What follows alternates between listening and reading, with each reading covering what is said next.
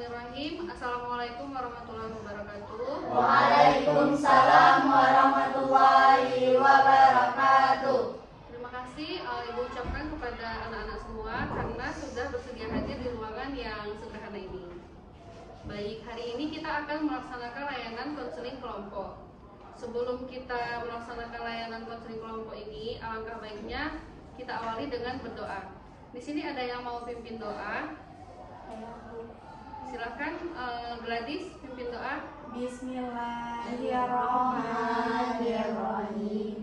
Rabbi shrah li sadri wa yassir li amri wahlul 'uqdatam min lisani yafqahul qawli. Rabbi zidni ilman warzuqni fahman. Raditu billahi rabban wa bil islami dinan wa bil muhammadin nabiyyan wa rasulah. Rabbana atina fid dunya hasanah wa fil akhirati hasanah wa qina azabannar. Amin. Terima kasih Ibu ucapkan kepada Gladys karena sudah bersedia memimpin doa. Nah, ada yang udah pernah melaksanakan konseling kelompok? Sudah pernah ya? Sudah sering. Nah, berarti di sini sudah tahu dong konseling kelompok itu apa? Tahu? Tahu. Apa, Pak Is? Konseling kelompok? Menyelesaikan masalah secara bersama-sama. Ya, benar. Jadi konseling kelompok adalah proses pemberian bantuan yang dilaksanakan oleh konselor dan konseli atau anggota kelompok untuk menyelesaikan suatu permasalahan yang sedang dialami oleh konseli. Nah, sampai di sini udah paham semua? Baik. Nah, jadi pelaksanaan layanan konseling kelompok ini berdurasi selama 40 menit. Nah, jadi nanti kita akan melaksanakan layanan ini selama 40 menit di ruangan ini. Sudah mengerti kan? Nah, sudah siap semuanya untuk melaksanakan layanan hari ini? Semangat kan? Semangat. Apa kabar hari ini? Baik. Sehat? Sehat. Sehat. Nah, jadi tujuan kita melaksanakan layanan konseling kelompok ini adalah untuk menyelesaikan suatu permasalahan yang sedang kalian alami. Di dalam layanan konseling kelompok ini ada beberapa asas. Yang pertama ada asas kerahasiaan, yang kedua ada asas keterbukaan, yang ketiga ada asas kesukarelaan, dan ada asas kekinian. Asas kerahasiaan adalah segala sesuatu yang kita bicarakan di ruangan ini hanya kita yang tahu. Setelah selesai layanan konseling ini, kita atau kalian semua nggak boleh nih membeberkan segala apapun yang kita bicarakan di sini keluar. Nah, yang kedua ada asas keterbukaan. Nah, Ibu berharap kalian dapat terbuka, tidak ada yang kalian tutup-tutupi di sini. Kalian bisa menyampaikan apapun yang sedang kalian alami, permasalahan apapun yang sedang kalian alami di sini. Yang ketiga ada asas kesukarelaan. Jadi dengan kalian hadir di ruangan ini adalah salah satu contoh asas kesukarelaan karena kalian datang tanpa ibu paksa. Begitu juga saat kalian menyampaikan segala permasalahan yang sedang kalian alami, kalian bisa secara sukarela terbuka. Secara sukarela kalian menyampaikan apapun yang mau kalian bicarakan tanpa ibu paksa. Nah, yang terakhir ada asas kekinian. Jadi permasalahan-permasalahan yang kita bicarakan adalah permasalahan yang sekarang kalian alami atau permasalahan yang sedang terjadi saat ini. Sampai sini semuanya udah paham? Udah? Baik. Sekarang kita bisa mulai untuk mengidentifikasi masalah terlebih dahulu. Dalam identifikasi masalah ini, kita bisa menyampaikan permasalahan yang sedang dialami satu persatu. Baik, kita mulai dari sebelah kanan Ibu dulu. Kemudian berlanjut ya sampai sebelah kiri semuanya. Kalian bisa menyampaikan satu permasalahan yang sedang kalian alami. Nah, silakan Dara. sampaikan permasalahan yang sedang Dara alami hari ini atau saat ini.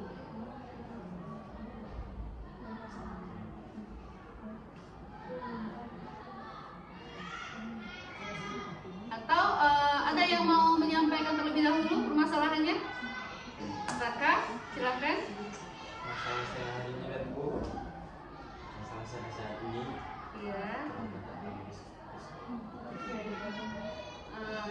Lanjut, Pak Is, masalahnya? Ngantuk. Jadi Pak Is merasa ngantuk saat jam pelajaran di kelas. Iya. Gladys? Sedang dilanda musibah. Musibah. Musibah apa, Gladys? Kecelakaan Bu. Kecelakaan. Siapa yang kecelakaan? Kawan. Kawan. Ini siapa, Raya?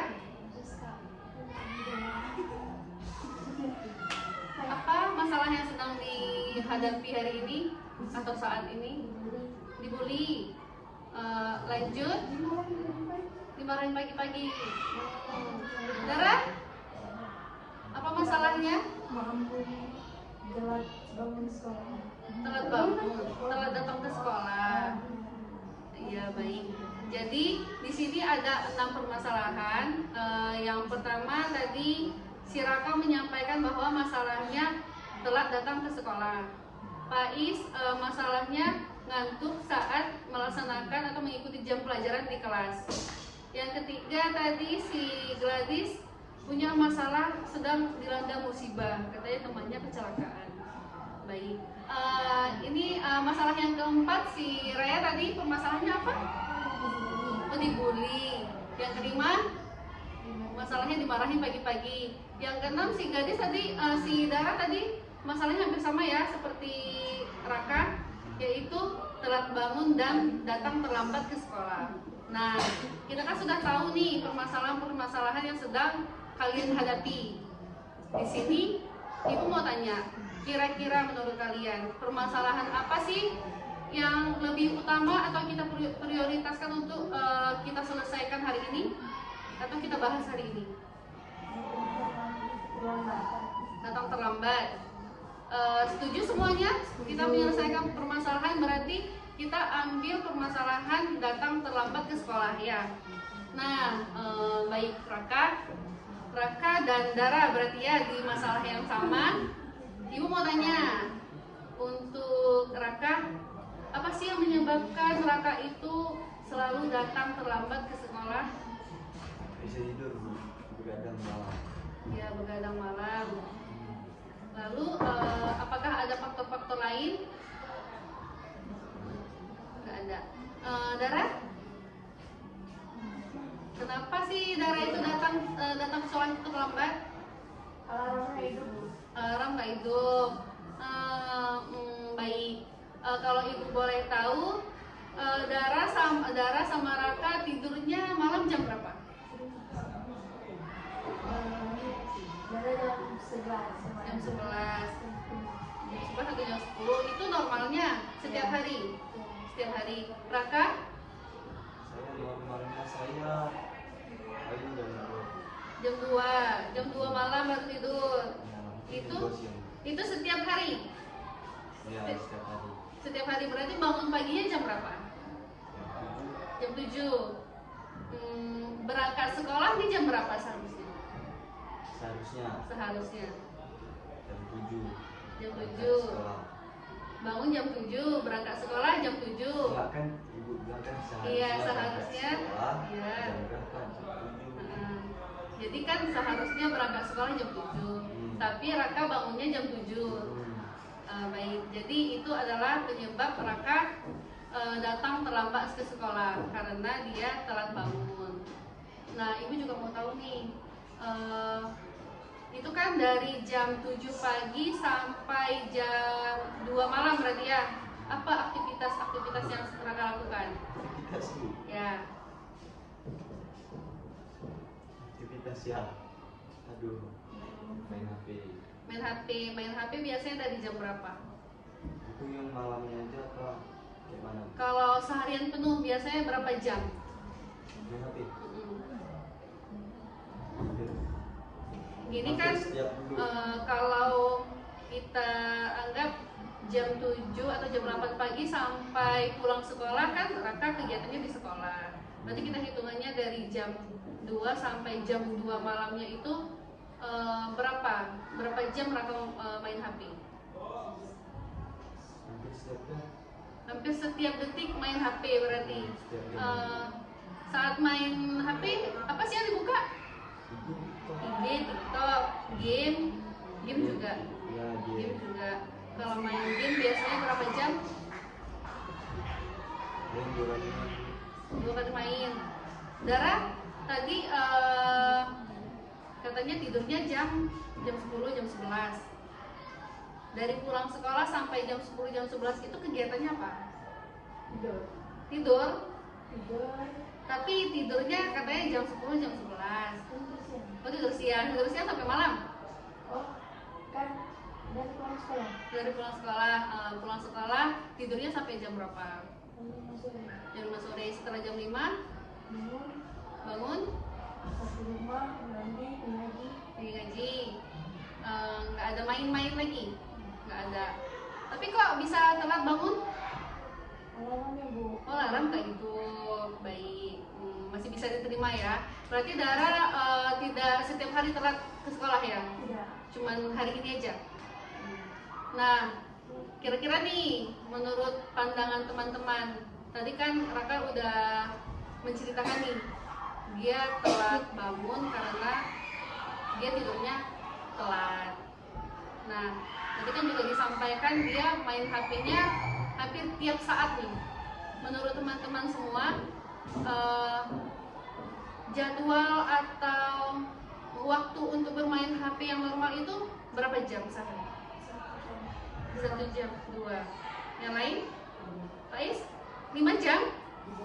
3. Raya? Berapa jam?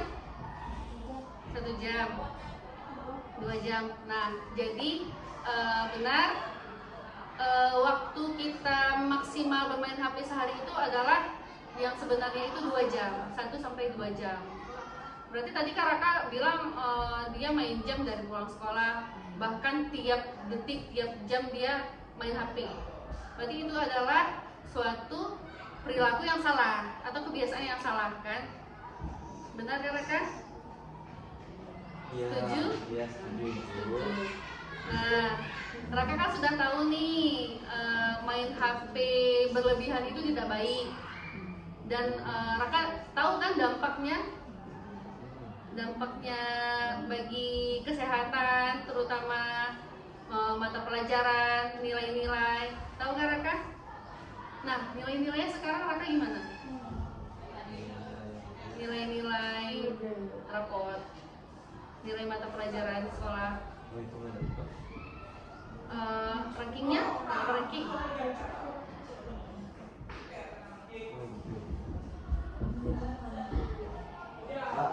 Gimana nilai-nilainya? Nilai-nilai mata pelajaran? Saya mencukupi rata-rata.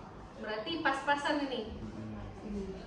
Berarti emang dari awal sekolah atau ini emang terjadi penurunan?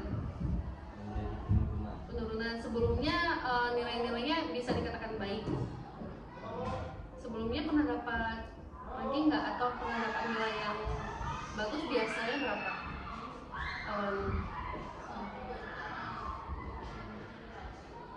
Nilainya Bu, saya ingat ranking nggak ada. Ya, nilainya Paling 90, 95. 90, 95. Saat ini Saat ini betul. 80 gitu. Nah, berarti sudah jelas ya kebiasaan yang Raka lakukan yaitu bermain HP setiap saat, bangun tidur telat karena jadwal tidurnya tidak terkontrol, tidak terkontrol dengan baik. Nah, ini menyebabkan salah satunya tadi nilai mata pelajaran Raka menjadi turunnya bahkan drastis. Nah, di sini Ibu mau tanya, kira-kira hal apa sih yang harus Raka lakukan untuk menghilangkan kebiasaan itu? Berubahnya kalau boleh Ibu tahu berubah yang seperti apa? Iya. Coba Pak Is, sebenarnya perubahan sebenarnya seperti apa? Cepat. Tidur cepat. Lalu Main HP minimal 2 jam. ya. Yang lain? Banyakin belajar, ya banyakin belajar. Lalu Dara? Batasi begadang. Batasi begadang minimal jam tidurnya jam berapa? Jam 12. Jam 12. Jam 12 itu masih termasuk begadang. Jam 10 ya benar. Jadi batas waktu tidur kita itu adalah di antara jam 9 dan jam 10. Itu adalah maksimalnya jam 10. Nah, sampai di sini Raka sudah paham. Nah, Ibu mau tanya nih dari Rakanya sendiri, apa sih yang harus Raka lakukan berarti dari sini ke depan?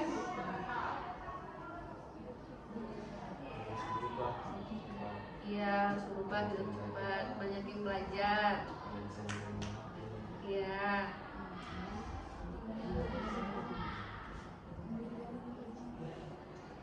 Ada lagi? Ada lagi Bu. Nah, jadi Raka juga sudah paham nih, sudah mengerti bahwa kebiasaan bermain HP berlebihan itu tidak baik karena berdampak pada sekolah, kesehatan. Nah, di kesehatan nih, ada yang tahu nggak dampaknya terhadap kesehatan apa? Mata. Kenapa matanya Pak Is?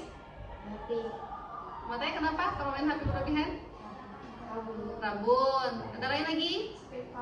Sakit kepala. Ada lagi sakit badan, malas. Ya, itu adalah salah contoh-contoh dampak dari bermain HP berlebihan. Nah, mata. Kalau kita terlalu sering menatap layar HP itu kan radiasi tuh. Itu juga pantulan cahayanya itu berpengaruh kepada penglihatan kita. Jadi Dara juga bilang sakit badan karena kalau bermain HP kan biasanya nunduk gitu kan, jadi ini terasa berat, itu juga tidak baik untuk kesehatan. Tadi apa lagi contohnya? Sakit kepala. Oh iya, sakit kepala juga itu karena saraf di kepala kita itu tegang karena hasil fokus itu HP terus yang kita ini. Halusinasi juga ada contoh halusinasi karena main HP. Ada Biasanya kayak mana?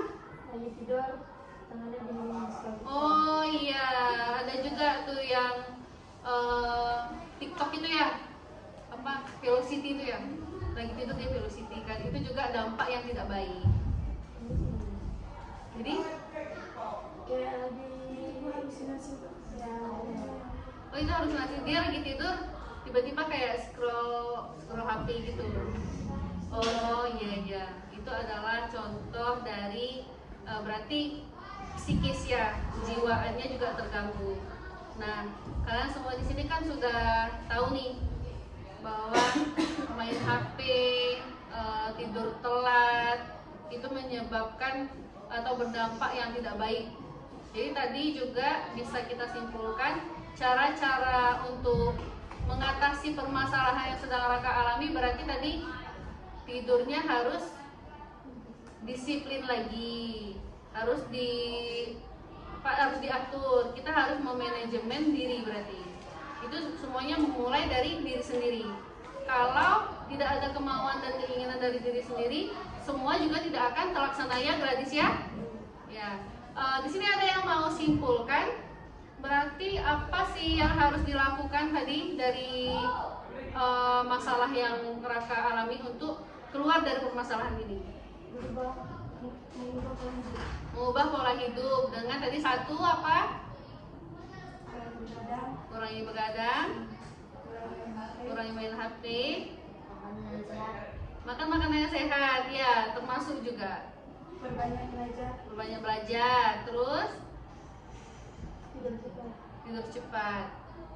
Nah, sampai sini kan Raka juga udah tahu cara-cara atau kiat-kiat untuk keluar dari permasalahan yang sedang Raka alami. Nah, sampai sini Ibu tarik kesimpulan bahwa kegiatan kita hari ini adalah kita mengambil topik permasalahan, yaitu Kakak telat datang ke sekolah karena disebabkan begadang, main HP, pola hidup yang tidak sehat. Dan untuk solusinya kita tadi bisa ambil bersama. Yang pertama tadi tidur cepat, lebih disiplin terhadap diri, terhadap waktu. Kita harus memanajemen waktu dengan baik. Nah, terakhir Ibu ucapkan terima kasih semuanya karena telah melaksanakan layanan konseling kelompok ini dengan lancar. Sebelum kita akhiri kegiatan ini, alangkah baiknya kita akhiri dengan doa. Ibu tutup. Siapa yang mau pimpin doa? Silakan, Gratis. Bismillahirrahmanirrahim. Subhanaka Allahumma wa bihamdika asyhadu an la ilaha illa anta astaghfiruka wa atubu ilaika. Baik, terima kasih Gladys. Sekali lagi Ibu ucapkan banyak terima kasih atas partisipasinya hari ini. Ibu ucapkan wabillahi taufiq wal hidayah. Assalamualaikum warahmatullahi wabarakatuh. Waalaikumsalam warahmatullahi wabarakatuh.